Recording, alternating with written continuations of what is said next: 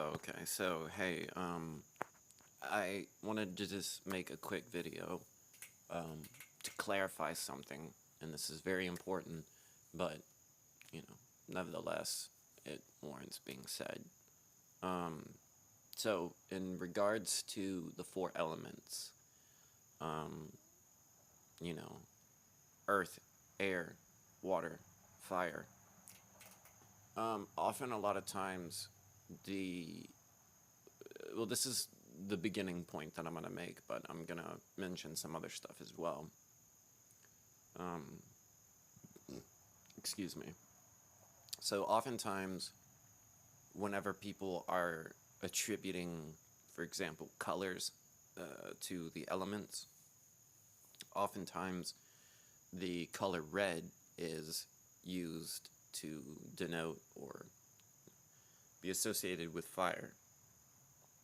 And I believe this was even done in that movie called The Fifth Element at the end when they had to take the four elemental stones and place them on the various altars or pedestals, and every time that they would activate one of the stones, it would shine a color. And even in that one, I believe the fire one was a red light. And I just wanted to clarify that when it comes to the four elements and the colors, we need to harken back to the Native American medicine wheel, as well as the alchemical sequence in, you know, old world Western alchemy. And that being the rubedo, albedo, negredo, and citrinitas, right? Or red, white, black, and yellow. Just like how on the Native American medicine wheels, they were red, white, black, and yellow. But to also know that black is synonymous with blue. So, or they're, you know, related to each other. And this is because the sky is either blue or black. And blue represents the waters that are illuminated by the light of the sun. And the black is without the sun. So it's, when the waters are dark, right? The waters above. So even so when it comes to, for example, when it comes to fire, the color that's associated with it is the yellow, or the citrinitas. Oh, sorry, why I mentioned that black and blue are synonymous is because in the Mayan time science, the four colors, red, white, blue, and yellow, are used together to describe sequences of four known as harmonics, and they're cycles of four. And anytime I mention any of these Mayan timing cycles, anytime I mention like a cycle of a certain number, it can relate to multiple different scales.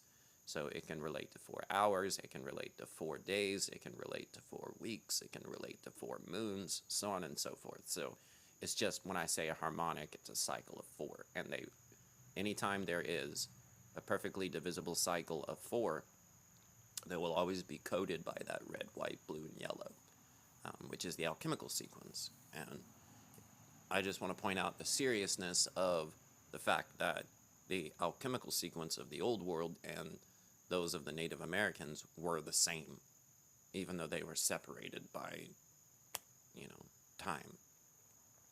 And fire is associated with the color yellow, whereas red is associated with the element of earth.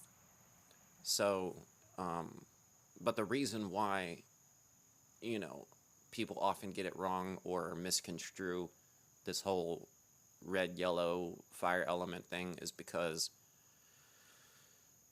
a lot of these things have been manipulated and,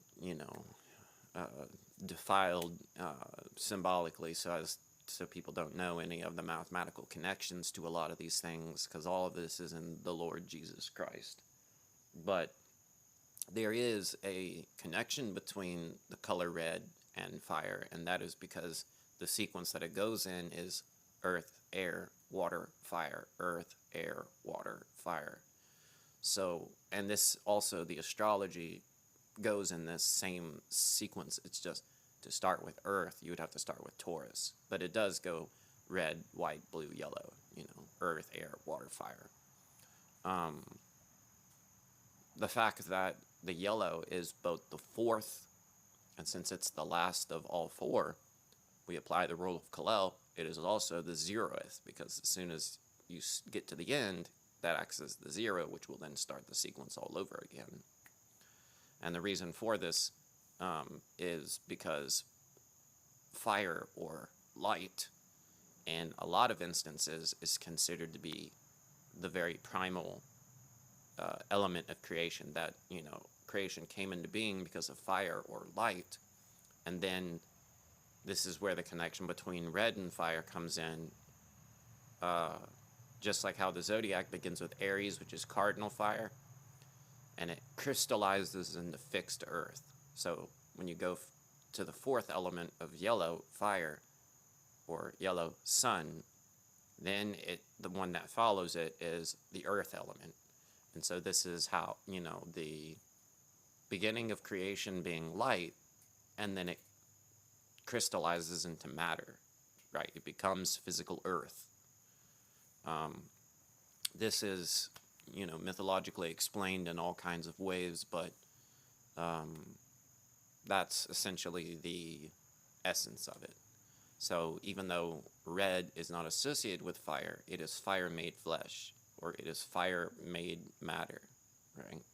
So that's the connection between that and why these things are, the way that they are. But yeah, I just kind of wanted to clarify that. I know it's kind of a silly little video for me to make, but I want to make more of these like micro videos, just kind of explaining little points like this. But yeah, hopefully I'll be able to make this next video that I'm probably about to do here in a little bit. But yeah, y'all have a good one.